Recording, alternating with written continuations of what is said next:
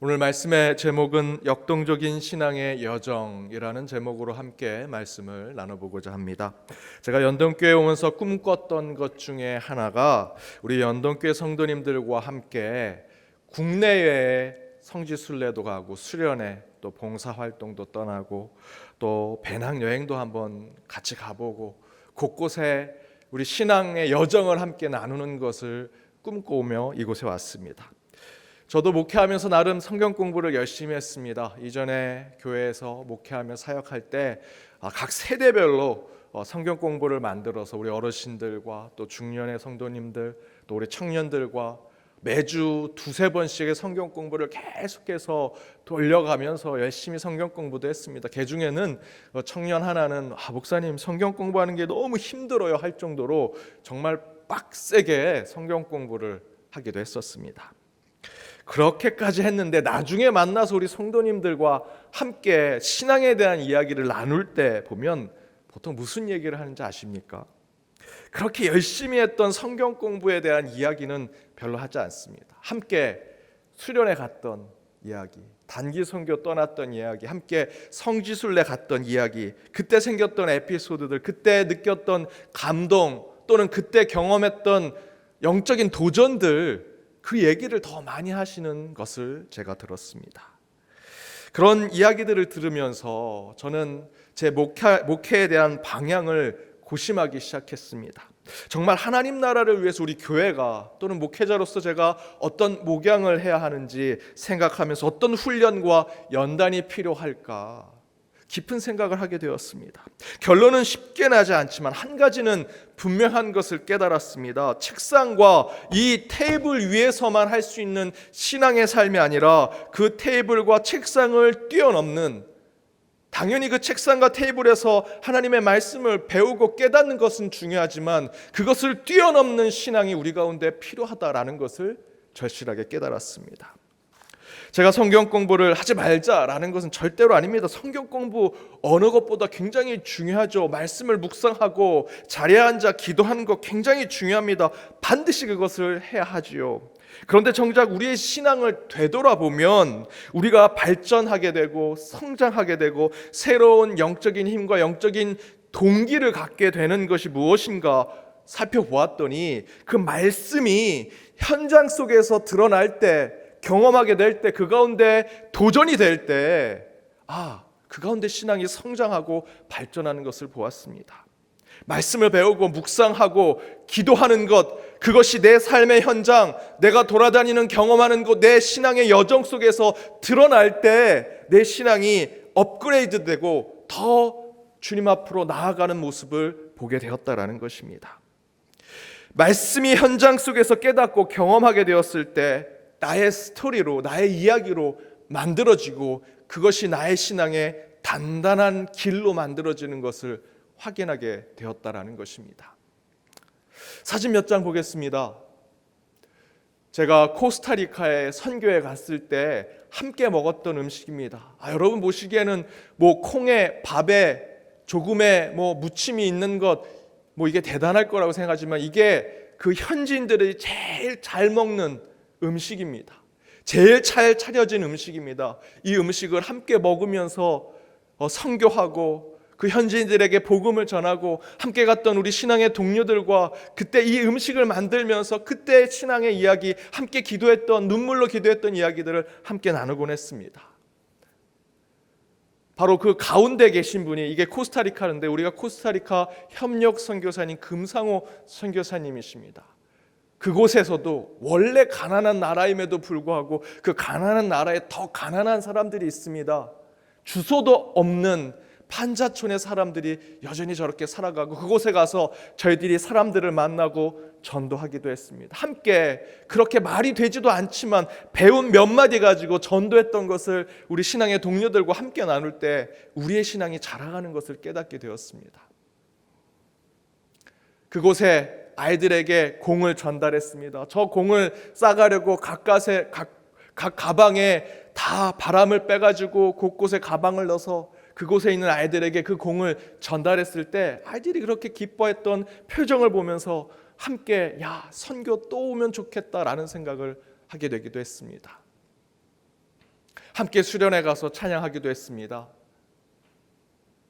또 함께 삶을 나누고 그 가운데 신앙을 나누고 어떻게 하나의 공동체로 하나의 교회로 나아갈까 서로 상의하고 대화하고 그 가운데 기도하며 나아가기도 했습니다. 또한 봉사가 필요한 곳에 가가지고 저희들 시간을 내고 또 자신의 땀과 수고를 내어서 그곳에서 봉사하고 저희들 함께 희생하는 일들을 함께 나누기도 했습니다. 제가 미국에서는 헤비타드에 함께 했었습니다.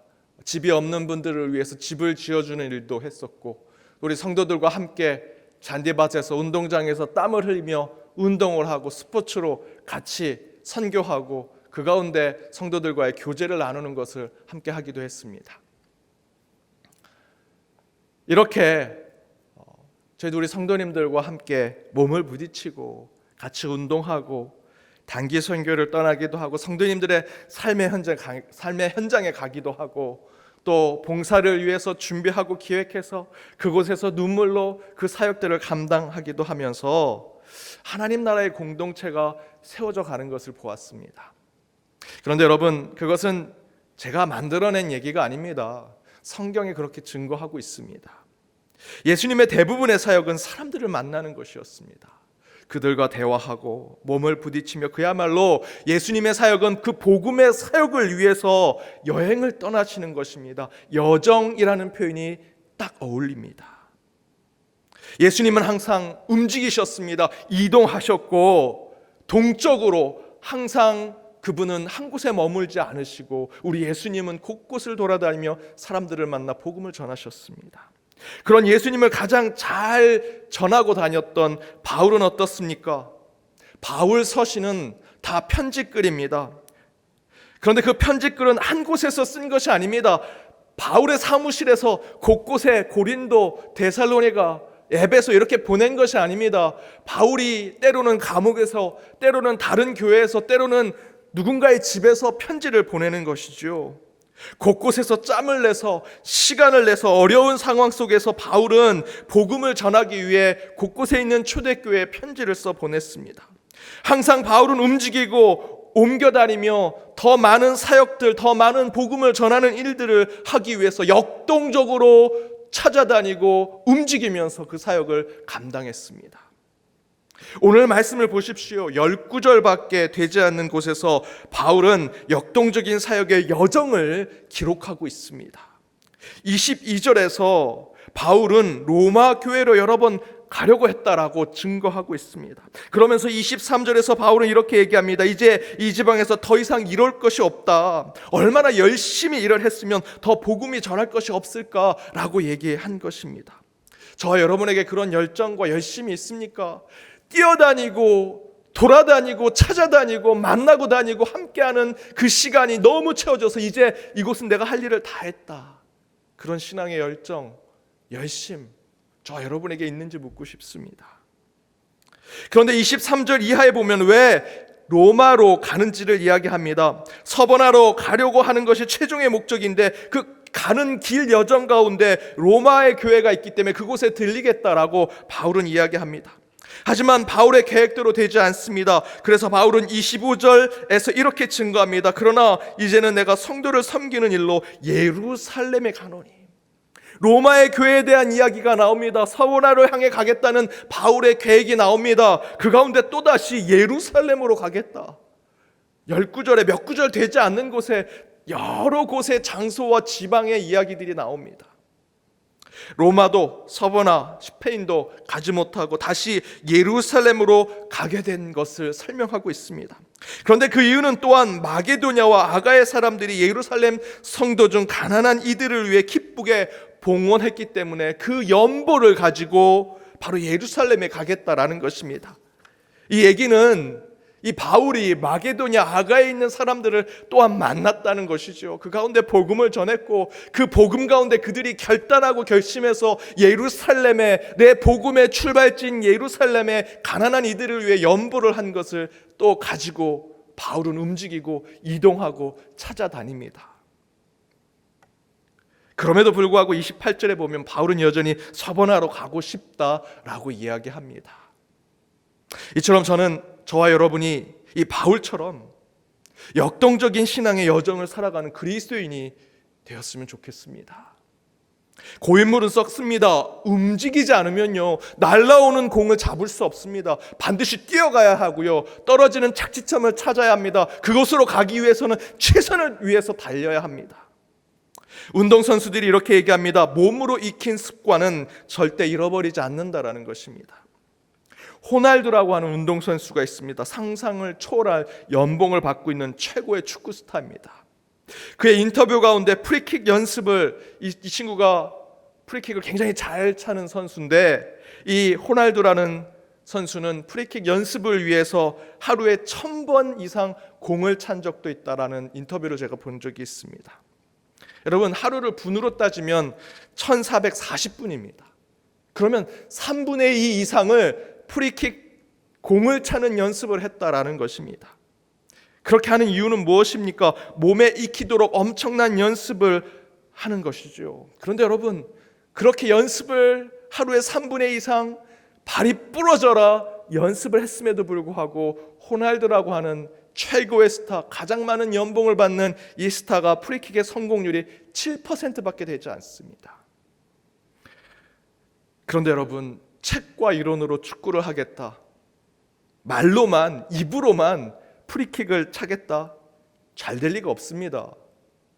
발이 부러져라, 다리가 부러져라, 공을 차는 연습을 한 사람도 10%가 되지 않는 성공률을 가지고 있는데, 입으로만, 종이로만, 책으로만, 책상과 테이블 위에서만 뭘 하겠다라는 것은 어불성설, 말이 되지 않지요. 저는 신앙도 마찬가지라 생각합니다. 예수님, 바울처럼 뛰어다니고 찾아다니고 알고자 노력하는 모습이 있어야 합니다. 그렇게 하지 않으면서 신앙이 이러쿵 저러쿵 얘기하는 것은 매우 교만한 신앙의 자세입니다. 바울처럼 곳곳을 찾아가야 합니다. 예수님처럼 움직이고 이동하고 활동적이어야 합니다. 이 같은 역동적인 신앙을 함께하지 않으면 말씀을 읽고 묵상하고 기도하는 것, 그저 책상에 앉아서 말씀을 읽고 묵상하고 기도하는 것 그 자체는 자기 과시, 자기 자랑, 자기 업적에 불과한 신앙이 될 것입니다. 그래서 우리는 교회가 필요합니다. 그래서 우리는 공동체가 필요하고 소그룹이 필요합니다. 서로 만나고 대화하고 함께 만들어가며 함께 신앙의 여정을 역동적으로 만들어가는 우리 교회, 우리의 공동체, 우리의 구역, 우리의 소그룹, 우리 선교회, 이런 것이 필요합니다. 내가 책상에서 책으로, 성경책으로 깨닫고 기도 가운데 주님의 음성을 들었던 것, 그 가운데 지혜를 얻은 것을 선교회와 구역과 소그룹과 이 교회 안에서 역동적으로 함께 이야기 나누고 대화하고 그것을 위해 몸을 움직이고 희생하고 수고하는 모습이 있는 곳, 여러분, 그것이 교회입니다. 코로나로 교회에 모이지 못하고 예배를 드리지 못합니다. 코로나를 이기기 위해 정부의 반침대로 비대면으로 저희는 예배를 드리고 모든 것을 조심조심하게 진행하고 있습니다. 그러나 절대로 그렇게 하는 것이 좋아서 너무나 그런 것들을 저희들이 따르고 싶어서 하는 것이 절대로 아니죠. 저희들 그동안 잘 해왔습니다. 그럼에도 불구하고 지금의 이 상황을 좀 더 대사회적으로 저희들이 그들에게 좀 더 이 세상에 본이 되고자 이렇게 하는 것입니다. 이렇게 하는 것이 좋아서 비대면으로 예배 드리는 것이 아니죠. 우리는 이 코로나가 종식되고 끝나면 이전보다 더 많이 모여야 합니다. 더 함께해야 하고 더 역동적인 우리 연동교회 신앙의 공동체를 반드시 만들어야 합니다. 예수님처럼 더욱 곳곳을 찾아다니는 신앙을 회복해야 할 것이고, 오늘 본문의 바울처럼 우리 교회와 성도들의 가정을 넘어 이 지역사회와 우리나라 안에 필요한 사역을 위해서 수련회를 가야 합니다. 단기 선교를 떠나고요, 국내외 성지순례를 찾아다녀야 합니다. 도움이 필요한 곳에 봉사대를 만들어서 그곳에 가방 짊어매고 그곳에 가서 라면 하나 먹더라도 그들을 위해 도와주는, 몸을 부딪히고 헌신하고 수고하는 그런 역동적인 신앙이 우리 교회에 다시 나타나야 합니다. 각 구역에서, 선교회에서, 중고등부, 청년부에서 여러분 원하는 어떤 공동체든 단기 선교 가겠다 하면 사실 2020년도 저희는 4곳의 선교지에 여러분 각 공동체를 파견하고 파송하려고 했었습니다. 지금의 코로나 사태로 그러지 못하고 있지만 다시 그러한 역동적인 신앙의 여정을 회복하는 우리 연동교회가 되어야 할 것입니다. 사랑하는 여러분, 코로나로 모든 것이 멈춰져 있지만 우리의 영적인 비전과 꿈은 멈추지 말아야 합니다. 바울이 여러 가지 이유와 상황으로 꿈꾸던 서보나로 가지 못하고 있지만 바울의 사역이 역동적이고 여전히 활동적이고 여전히 새로워 보이는 이유는 그는 꿈을 가지고 있었기 때문입니다. 나는 서보나로 갈 것이다. 지금 당장은 예루살렘에 가야 하지만, 지금 당장은 다른 초대교회를 내가 찾아가지만 나는 서보나로 갈 것이다. 그곳에서 복음을 전할 것이다 라고 하는 꿈을 가지고 있었기 때문에 바울의 그 여정은 역동적이었습니다. 활동적이었고 누가 보아도 항상 새롭게 느껴졌습니다. 우리 연동교회도 지금 당장 우리의 꿈과 비전을 현실화시키지는 못할지라도 바울처럼 꿈꾸고 기도하고 기다려야 합니다. 그럼 반드시 우리 마음속에 품은 꿈이 우리 눈앞에 펼쳐지게 되리라 저는 믿습니다. 여러분, 더욱 역동적인 신앙을 품으십시오. 살아 움직이는 꿈이 여러분의 심령 가운데 있기를 간절히 바랍니다. 절대로 포기할 수 없는 그 비전을 품어 지금의 이 코로나를 우리의 신앙과 믿음으로 이겨내는 저와 여러분이 되기를 주님의 이름으로 축복합니다.